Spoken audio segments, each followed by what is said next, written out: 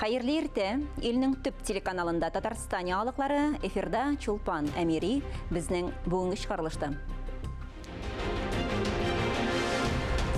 Олимпиададан да ким түгел, Казанда БРИКС уеннарының бүген 5-нче көне. Түбән Камадагы 35-нче лицейның 7 укучысы химиядан бердәм дәүләт имтиханын 5-легә тапшырган. Яшел Үзән шәһәрендәге Тынычлык мәчете янында халыкка бушлай шишмә суы алырга мөмкинлек бирүче пункт ачылды.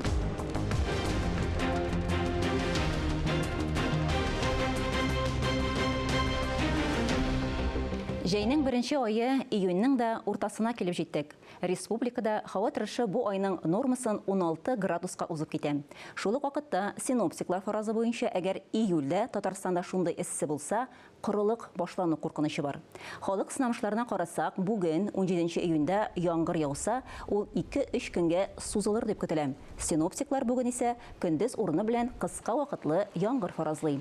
Җил төньяк көнчыгыштан көндез һава температурасы 26 градуска җитә. Шулай ук урманнарда яңгын куркынычы саклана. 16 июньдә, ягъни кичә, ислам динендәге иң күркәм олуг бәйрәмнәребезнең берсе Корбан гаете булып узды. Һәр мөселман кешесе бу бәйрәмне көтеп ала. Корбан бәйрәме 3 көн дәвам итә. Республикабыз мәчетләрендә дә бу мөһим көнне зурлап билгеләп үттеләр. Тулырак алдагы язмада.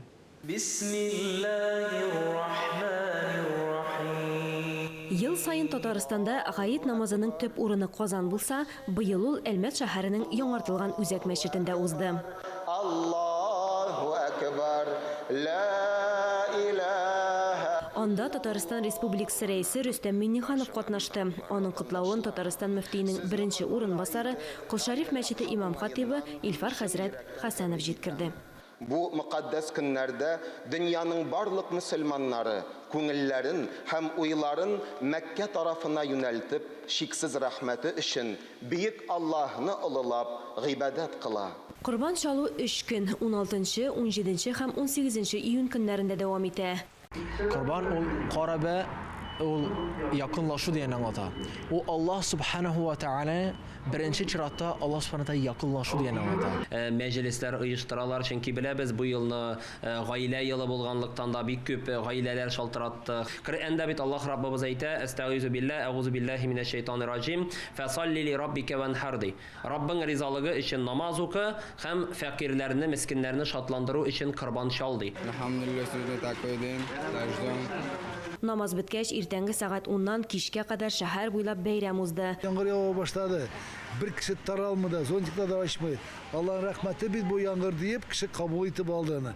Фақат итә белән килеп гаит намазы гына укып түгел, көне буе бәйрәм итәләр. Балалар өчен кызыклы мәйданчыклар, сәүдә рәтләре, ярминкәләр, остаханәләр оештырылган иде. Гаит ул гаилә бәйрәме. Корбан бәйрәменә килдек. Без ул бәйрәмне бик яратабыз. Шун кадәр матур итеп үткәрелә, бу бәйрәмгә күбрәк әһәмият бирелә башлады. Гаилә елы уңаеннан күпчелек остаханәләр гаилә белән бергә башкарыла торган иде. Алия Галиуллина, Искәндәр Төмәнов, Татарстан яңалыклары. Башкалабыз Казанда БРИКС халыкара спорт уеннары дәвам итә. Бүген уеннарның 5-нче көне. Турнир программасы 27 спорт дисциплинасын үз иченә ала.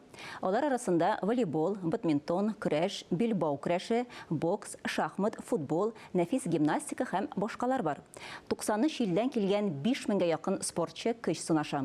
Уеннарны уздыру өчен Казанның төрле спорт объекты җәлеп ителгән. Бүген 17 июньдә су спорт төрләре сараенда суга сикерү, теннис академиясында теннис буенча команда ярышлары уза. Шулай ук Акбарс көрәш сараенда спорт көрәше һәм баскетбол уеннары үтә.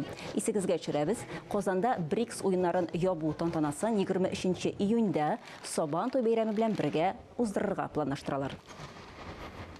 Чыгарылышыбызны Татарстанда нәшер ителүче газета, журналларда игътибарга лаеклы язмаларга күзәтү белән дәвам итәбез. Матбугат күзәтү сәхифәсе белән гадәттәгечә журналист Миңназим Сәфәров таныштыра.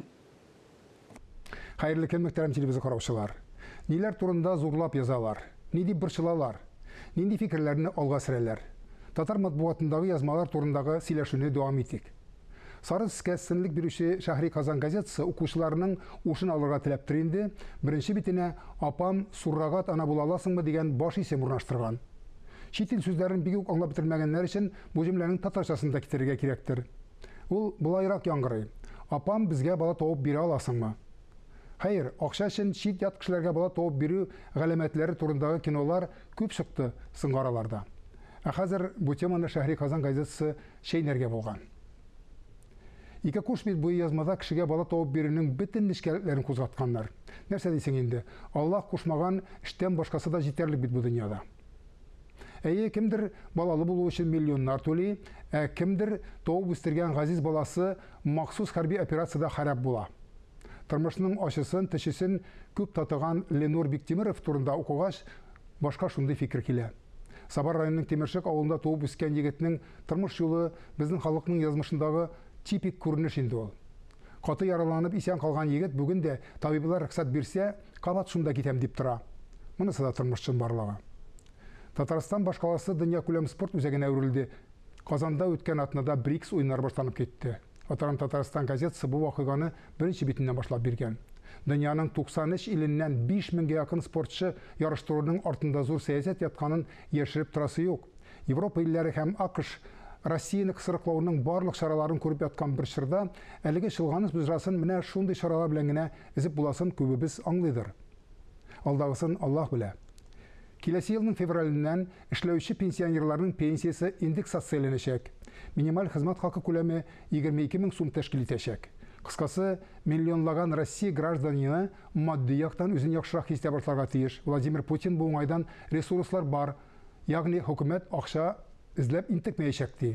Атарым Татарстан газетасы бу шатлыклы хәбәрләр артында нәрсә ятуы турындагы тәфсилле язма бастырган. Аның авторы журналист, сәяси күзәтүче Рәшит Фатхрахманов. Аның фаразлары моңарчы 90% белән шуңга ашып килә иде. Акча яңгыры яуганда дигәне дә шундыйлардан дип уйларга кирәк. Ахыры хәерле булсын. Быел Россиядә кышлау чорында бал кортларының яртысы һәлак булган. Бу 3 миллион баш умартаның миллион ярымы дигән сүз. Татарстанда да хәлләр шул чамарак. Газета журналисты моның сәбәпләрен ачыклаган. Бу афәтнең безгә ничек тәэсир итәчәклеген фаразлаган. Әйе, безнең бүген уңыш арттырабыз дип көчле химикатлар куллануга бал кортлары чыдамый. Ә шул җирлектә яшәп, шундый икмәкне ашарга мәҗбүр булган халык күпме чыдар икән дигән фикер килә язманы укыганда. Монда инде быел бал кыйбат булыр дигән нәтиҗә бик кичкенә проблемага әверелә. Кичә халкыбызның асыл затларыннан берсе Татарстан Дәүләт Советы рәисе урынбасары, республика рәисе каршындагы телләр комиссиясе рәисе Марат Гытыфулы Әхмәтовның туган көне иде. Атарым Татарстан газетасы шул уңайдан аның турындагы замандашларының портретын биргән. Эш күрсәткән ирене ил онытмас дигән шагыйрь сүзләренә кушылып, һәр кайсыбызга да үз арабызда милләтпәрвәрләрне зурлап, хәл кадәри үзебездән шул эшкә өлеш кертеп яшәргә язсай дигән теләктә бүгенгә сезнең белән саубуллашам. Исәнлектә күрешик. Мәктәпләрдә укулар тәмамланса да, тормыш дәвам итә. Биредә балалар өчен җәйге лагерьлар эшли. Шундыйларның берсе Буа районының Раль Сәгъдиев исемендәге мәктәп базасында эшли. Бүгенге көндә лагерьда 90ннан артык укучы вакытын файдалы үткәрә. Балаларның көндәлек режимы белән Буадагы хәбәрчебез Рөстәм Әхмәдуллин танышты. Күңелле музыка астында иртәнге зарядка Раль Сәгъдиев исемендәге мәктәп базасында Кояшкай лагеренә йөрүчеләрнең һәр иртәсе шундый процедуралардан башлана. Аннары тәрбиячеләр малай кызларның ялын ничек тә кызыклырак һәм файдалырак итү өстендә баш вата. Студент Диана Әхмәтшинага алар белән эшләү бик ошый. Это нужно для моей будущей профессии. Уеннарда һәм спорт күнегүләреннән соң балаларына ашханәдә тәмле ашлар көтә. Ашчылар аларны баланслы һәм файдалы итү өчен бар тырышлыкларын куялар. Мне нравится лагерь потому, что здесь очень вкусно кормят. Кояшкай мәктәп яны лагерында барлыгы 97 бала ял итә. Алар 4 отрядка бүленгән. Лагерь начальнигы Ольга Толмачева сүзләренә караганда, биредә актив ял өчен барысы да бар. Һәр көн план буенча бара. Занятия по интересам, посещаем ледовый, кинотеатр, прогулки. Эш атна дәвамында балалар шул рәвешле сәламәтлекләрен ныгыталар. Шулай ук олалар күзәтүе астында булалар. Рөстәм Әхмәдуллин, Илнур Кадыров, Татарстан яңалыклары. 11 июньдә Татарстанда бердәм дәүләт имтиханының төп чоры тәмамланды. 21 июньгә кадәр өстәмә көннәр билгеләнгән. Нәтиҗәләрне 6 июньнән башлап 26-сына кадәр җиткерәләр. Әйтик, Түбән Кама районында 7 чыгарылыш сыйныф укучысы химия фәне буенча 100 балл җыйган. Алар барысы да 35-нче лицейда белем ала. Бу республика буенча иң яхшы күрсәткеч булып санала. Яшүсмерләр сынауга ничек әзерләнгән? Бу турыда Түбән Камада хәбәрчебез Альбина Уалиева язмасында. Фурор на весь город, на всю республику. Такого результата не было еще никогда. Менә алар 35-нче лицейның горурлыгы. 7 чыгарылыш сыйныф укучысы БДИдан 100 балл җыйган. Барысы да химия фәнен сайлаганнар. Өй эшен даими эшләп барырга, әзерләнергә һәм тырышырга. Буларны башкарсаң, югары күрсәткечләргә ирешергә була, ди Камилә Гыйльмуллина. Үсмер кыз тормышын медицина белән бәйләргә тели. Экзаменнан соң чыккач, мин уйладым, 100 балл булыр икәнен. Химия буенча имтихан 2 өлештән тора. Беренчесендә 28 бирем, икенчесендә 6. Аларны үтәү өчен 3 сәгать ярым вакыт бирелә. 35-нче лицейда 100 балл туплаган укучылар ел сайын була. Тик быел рекорд куйганнар. Бу әлбәттә укытучылар тырышлыгы, ди белем бирү йорты директоры. 35-нче лицей химия технология лицейы буларак, монда һәр вакытта химияга аерым урын бирелә. Шуңа күрә химия ул беренче имтиханнардан берсе, без аның результатларын, нәтиҗәләрен бик көтәбез. Елда безнең балалар 3-5 бала химиядан югары баллар алалар. Ә быел инде 7 бала, алар бөтенесе дә бер укытучыныкы, Ирина Николаевныкы. Шуңа күрә без бу нәтиҗәләргә бик сөенәбез. Быел 35-нче лицейны 104 укучы тәмамлый, шуларның 44-е медальгә дәгъва кыла. Альбина Вәлиева, Рафаль Ракыпов, Татарстан яңалыклары өчен Түбән Камадан. Эфирда Татарстан яңалыклары, чираттагы хәбәрләргә күчәбез. Республикабызның район авылларында яңа чишмәләр ачылуы бик куанычлы күренеш. Шушы көннәрдә тантаналы рәвештә Яшел Үзән районының Тынычлык мәчете янында халыкны эчәр су белән тәэмин итү пункты ачылды. Әлеге акция чишмә проекты кысаларында республика хәйриячеләре, район башлыгы һәм җирле мөхтәсибәт башлангычы белән тормышка ашырыла. Миләүшә Вәлиуллина тантанага дусты белән килгән. Улының бу объектны төзүдә катнашуы белән горурлана. Тынычлык мәчете территориясендә халыкны эчәр су белән тәэмин итү пункты төзелеше 2023 елда башланды. Ул әлегә шәһәрдә беренче һәм бердән-бер. Кире юллары яхшы, барысына да уңайлы һәм дини учреждениягә йөрүче, хәтта үтеп баручыларга гына да җәйге эссе көнне кирип, чиста чишмә суы эчәргә мөмкин. Вода очень вкусная. Су тәмле, оештыручыларга, төзүчеләргә, аеруча хәзрәткә рәхмәт. Я уверен, что такие проекты. Мин мондый проектларның башка мәчетләрдә дә булачагына ышанам. Безнең кулда план бар. Киләсе проектның кайда тормышка ашачагы билгеле инде. Бүгенге көндә республика буенча барлыгы 30 пункт ачылды. Алар беренче булып Лаеш районында барлыкка килде. Чишмә, родник проекты, артезиан су чыгару өчен скважиналар бораулау, кыйммәтле тирән су чистарту фильтрлары урнаштыру, чиста эчәр суны бушлай җыярга мөмкин булган урынны төзекләндерүне үз эченә ала. Не быстрый процесс. Бу эш күп вакытны таләп итә. Барысы да уйланган. Кыш көне су туңмый, идәннәр җылы. Изге эш, Аллаһ Тәгалә ризалыгы өчен эшләнгән эшләр, күп кенә кешеләр шул эшкә өлешне керттеләр. Һәм киләчәктә дә инде монда без яшик куячакбыз, садака яшиген. Теләгән кеше шунда үз өлешен салып, инде барбер бу чишмәне эшләтү чыганаклары булачак. Монда инде барбер теле шул фильтрларны карау, алмаштыру, әйберләргә акча кирәчәк. Инде теләгән кеше шунда өлешен кертеп, садакасын кертеп, инде шул эшләрдә катнаша ала инде. Чишмә родник эчәр су тарату пунктын ачу хөрмәтенә әлеге игелекле проектны тормышка ашыруда катнашканнарга рәхмәт хатлары тапшырылды. Изге йөрәкле кешеләр күп. Это что нами движет, наверное, те слова благодарности. Безне рәхмәт сүзләре эшкә этәрә, дугаларыгыз урухландыра. Эшмәкәрләр, гаиләләр һәм дәүләт турында кайгырта. Чиста су безнең сәламәт тормышыбызның һәм киләчәк буыннарыбызның нигезе теләге булган һәркем бу башлангычны игелекле эшләр һәм матди инвестицияләр белән хуплый алачак. Айгөл Гытауллина, Рузия Дәүләтшина, Александр Федоров, Татарстан яңалыклары өчен Яшел Үзән районыннан. Чыгарылышыбызны мәдәни тормыш сәхифәсе белән дәвам итәбез. Игътибарыгызга бу атнада узасы чаралар афишасы белән таныштырабыз. Хайырлы иртә, эфирдә мәдәни тормыш сәхифәсе сезнең белән мин Динә Нишметдинова. Һәр атнаның пәнҗешәмбе көннәрендә татар халык уеннарына һәм биюләренә багышланган Хәрәкәттә бәрәкәт проекты уздырыла. Биргә килүчеләр татар бию хәрәкәтләрен өйрәнеп кенә калмыйча, татар халык уеннары музыка уен кораллары белән дә таныша алачак. Дәресләр кичке 6-да башлана. Иң актив катнашучыларны бүләкләр көтә. Теге елдан башлап без менә бер майданчыкка төпләнеп, татар биюенә багышлап төрле чаралар үткәрәбез. 17 июнь көнне Тинчурин театрында «Сүнгән йылдызлар» спектакленә рәхим итегез. Әлеге спектакль татар халкы сугыш, кайгы һәм шатлык турында. Галиаскар Камал театрында шимбә әтәш менгән читәнгә, якшәмбе бию пәрие спектакльләр куела.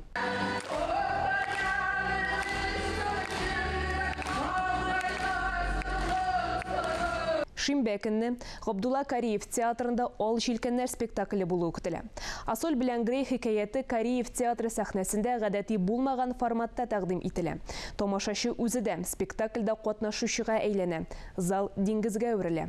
Сәхнәнең үзенә кереп, сәхнәдә алар тамашачылар гына түгел, алар үзләре шушы диңгездә яшәүче, диңгез кырыенда яшәүче шәхесләргә әйләнәчәк.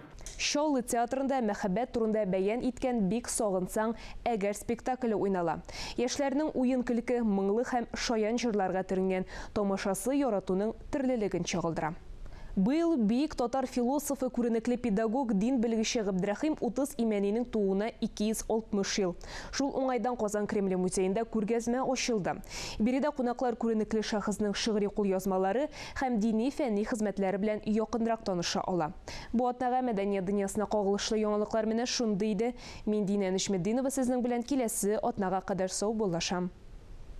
Тарихы ерак гасырларга тоташкан шахмат уены бүгенге компьютер, гаджетлар дөньясында да популярлыгын югалтмый. Әлеге уенның иң төп әһәмияте кешенең интеллектуаль сәләтен үстерергә ярдәм итү. Һәм бүгенге татар халкының күренекле шәхесләренә багышланган сәхифәнең чираттагысы да халыкара дәрәҗәдәге шахмат, шашка остасы, 3 тапкыр СССР чемпионы, СССРның атказанган тренеры, татар телендә шахмат уены турында беренче китап авторы Рәшит Нәҗметдинов турында. Аның тормышы белән тулырак татар энциклопедиясе һәм Төбәкне өйрәнү институты директоры, профессор, академик Искәндәр Гыйләҗев таныштыра.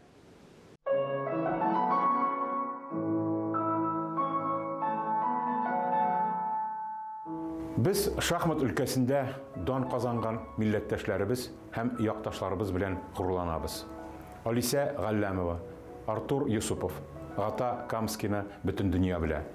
Ә шулай да әлеге рәттә иң беренче булып спортчы, тренер, шахмат буенча халыкара оста Рәшит Һибәт улы, тутырып әйтсәк, Һибәтулла улы Нәҗметдинов тора. 5 яше тулар-тулмас та Рәшит дөм ятим кала. Башта Краснайдагы туганнарында яши, аннары Казандагы ятимнәр йортында һәм абыйсы гаиләсендә тәрбияләнә. Шахмат белән 10 яшендә кызыксына башлый һәм 1 ел узуга пионерлар арасында шәһәр турнирын ота. Рәшит Нәҗметдинов 15 яшендә Идел һәм Кама буе беренчелегендә җиңеп РСФСР һәм СССР беренчелегенә эләгә. Илнең шахмат шашка буенча төп басмасы аңа Казан вундеркинды дигән мәкалә багышлый. Ниһаять 1930 елда Рәшит Нәҗметдинов татарлар арасыннан беренче булып шахмат буенча Казан шәһәре чемпионы исемен алуга ирешә. 1940 елда педагогика институтының физика-математика факультетін тәмамлаганнан соң Байкал аръягында политрук булып хезмәт итә. 1945 елда аны Берлинга күчерәләр. Шунда ул Совет Америка шахмат матчында катнаша. Демобилизацияләнеп, Казанга кайтканнан һәм Спартак спорт җәмгыятенә профессиональ тренер булып урнашканнан соң 33 яшенә җиткәч кенә Рәшит Нәҗметдинов үзен спортка тулаем багышлау мөмкинлеге ала. Моның нәтиҗәләре дә тиз күренә. 1949 елда ул шашка буенча, тагын 1 елдан шахмат буенча СССРның спорт остасы. Рәшит Нәҗметдинов СССРның спорт остасы дәрәҗәсенә ирешкән беренче татар шахматчы. Һәм бүгенге көндә дә илебездә шахмат буенча да, шашка буенча да спорт остасы исемен йөртүче бердән-бер кеше. 50-60 еллар шахмат остасы Нәҗметдинов өчен иң нәтиҗәле чор. Ул шәхси беренчелектә 5 тапкыр РСФСР, 1 тапкыр СССР чемпионы. СССРның җыелма командасы составында СССР халыклары спартакиадалары чемпионы була. Бухареста, Варнада һәм башка шәһәрләрдә уздырылган халыкара турнирларда призлы урыннар яулап, халыкара спорт остасы исемен яулый. Рәшит Хибәт улы бер юлы берничә көндәшкә каршы уйнау сеансларына, өлкәннәр һәм балалар өчен шахмат уены турындагы лекцияләргә, өметле яшьләр белән эшләүгә зур игътибар бирә. Ул Казанның яшь шахматчылары арасыннан күп кенә спорт осталары әзерләп калдыра. Аның вафатыннан соң озак кына вакыт җирле шахматчылардан берәү дә бу исемгә ирешә алмый. Бала вакытында рус телен начар белүе һәм татар телендәге шахмат әдәбияты булмау аркасында күп кыенлык күргән шахматчы 1953 елда язучы Гази Кашшаф белән берлектә татар телендә шахмат уены дәреслеге, 1960 елда үзенең сайланма партияләре җыентыгын әзерләп чыгара. Соңрак 2 китапта күп тиражлар белән рус һәм татар телләрендә кабатлап басыла. Белокопытов, Дамскийларның Рашид Нәҗметдиновның үзенә багышланган китаплары бар. 2000 елда АКШта Алекс Пишкинның Супер Неж шахмат ассасины китабы басылып чыга. Тормышны бар булганынча яратучы кеше буларак, аңа үзен кырыс дисциплина кысаларында тоту хас булмый. Тормыштагы кебек үк шахматта да ул салкын исәпне түгел, хис, эмоция, комбинацияләр матурлыгын өстен куя. Шуңа күрә турнирларда күбрәк беренче урын өчен түгел, матур партия өчен бүләкләнә. Аны дөньяда хәзердә шахмат художнигы дип атыйлар. Рәшит Хибәт улы Нәҗметдинов 1974 елның 3 июнендә Казанда вафат була. Арча зиратында җирләнә. Оештыру өчен үзе күп көч куйган Республика балалар, яшүсмерләр шахмат мәктәбенә аның исеме бирелә. Казанда ел сайын Нәҗметдинов исемендәге бөтен Россия турниры уздырыла. Бауман урамындагы ул яшәгән йортка мемориаль тахта куела. Хөрмәтле телевизор караучылар, берничә минуттан соң эфирны хәерле көн Татарстан тапшыруы дәвам итә. Хәерле иртә, Эльза. Бүгенге программада ниләр көтелә? Чулпан, хәерле көн, исәнмесез?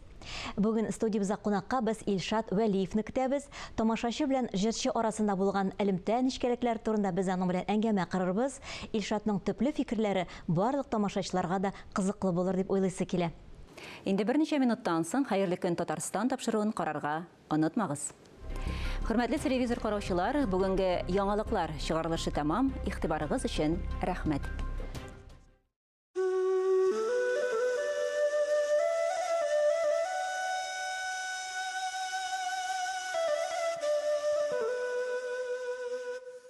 Туган телем, газиз телем, син үз телем.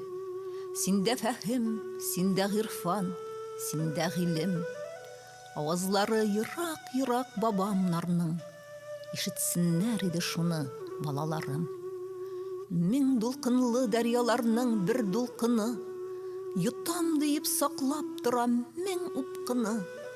Аксаң иде упкыннарга йотылмыйча, башка дулкын агымнарга кушылмыйча. Туган телем, газиз телем, син үз телем. Синдә даны, синдә ахы ерак илнең. Авазы син күңелдәге илебезнең. Уфыклардан уфыкларга җиребезнең. Яссалар да, нинди генә имлаларда.